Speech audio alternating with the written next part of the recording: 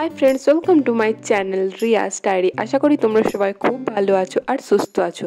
তো অনেক দিন কোনো রেসিপি তোমাদের সাথে শেয়ার করা হয়নি, তাই ভাবলাম আজকে একটা পনিরের রেসিপি তোমাদের সাথে শেয়ার করি। এটা কিন্তু বানানো খুবই সহজ। তো আজ আমরা বানাবো পনির মশলা।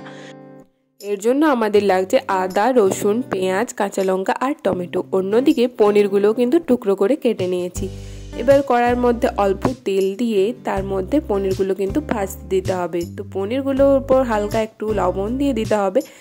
তো লবণ দেওয়ার পর এগুলো নেড়ে চেড়ে ভালো করে ভেজে তুলে রেখে দিতে হবে। তো এখানে আমাদের পনির ভাজা কিন্তু কমপ্লিট হয়ে গেছে। এবার ওই তেলের মধ্যে অল্প একটুখানি জিরে, তার মধ্যে পেঁয়াজ, কাঁচা লঙ্কা, রসুন, আদা সব কিছু দিয়ে ভালো করে নেড়ে চেড়ে নিতে হবে।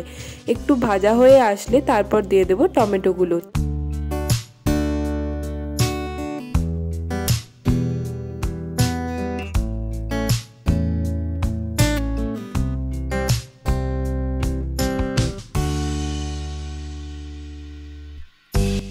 আদা, রসুন, পেঁয়াজগুলো যখন ঠিক এই পর্যায়ে ভাজা হয়ে যাবে তখন এটা কিন্তু তুলে একটা মিক্সি জারের মধ্যে দিয়ে ভালো করে একটা স্মুথ পেস্ট বানিয়ে নিতে হবে।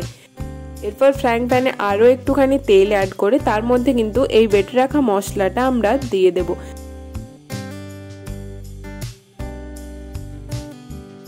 এবার ওই মশলাটা কিন্তু ভালো করে একটুখানি নেড়েচেড়ে ফ্রাই করে নিতে হবে। তার উপর এবার দিয়ে দেব সামান্য একটুখানি হলুদের গুঁড়ো আর সাথে দিয়ে দেব একটুখানি কাশ্মীরি রেড চিলি পাউডার। তো সব কিছু দিয়ে আবারও ভালো করে মিক্সড করে নিতে হবে। এরপর আগের থেকে ফেটিয়ে রাখা টক দই কিন্তু এর মধ্যে দিয়ে দিলাম। তো টক দই দেওয়ার পর কিন্তু আবারও ভালো করে একটুখানি মিশিয়ে নিতে হবে।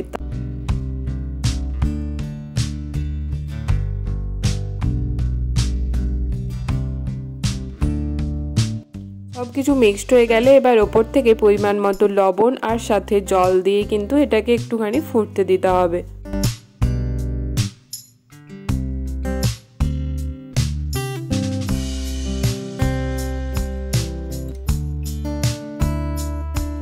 মশলাটা ফুটে আসলে এর মধ্যে আমরা আগের থেকে ভেজে রাখা পনিরের টুকরোগুলো কিন্তু দিয়ে দেব। এরপর মশলার সাথে পনিরগুলো ভালো করে মিশিয়ে নিতে হবে। তারপর ওপর থেকে কিন্তু অল্প একটুখানি ধনেপাতা কুচি ছড়িয়ে দিলাম। এরই সাথে আমাদের পনির মশলা কিন্তু একদম রেডি হয়ে গেল। তো এটা কিন্তু তোমরা অবশ্যই ট্রাই করো, রুটি, পরোটা বা লুচি সব কিছুর সাথেই কিন্তু ট্রাই করতে পারো। এটা দেখতে যতটা সুন্দর হয়েছে খেতেও কিন্তু ততটাই সুস্বাদু। তো তোমরা প্লিজ একবার বাড়িতে ট্রাই করে দেখো। আর আজকের ভিডিও কেমন লাগলো সেটা অবশ্যই কমেন্ট করে জানিও। ভিডিও ভালো লাগলে please do like, comment, share and subscribe my channel Riaz diary. অবশ্যই চ্যানেলটা সাবস্ক্রাইব করে দিও।